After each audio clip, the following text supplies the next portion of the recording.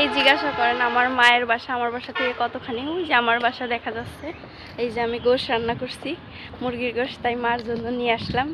এই যে হচ্ছে মার বাসা, এই যে এতটুকুই হচ্ছে দূরত্ব। মা ওই যে কাজ করতেছে মেশিনে।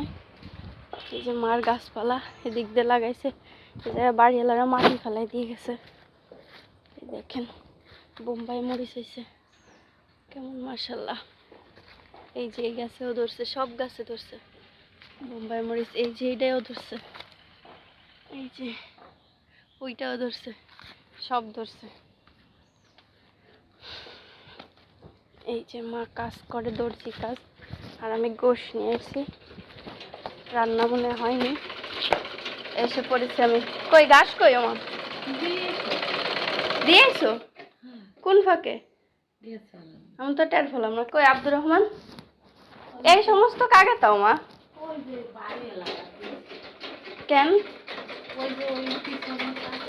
ও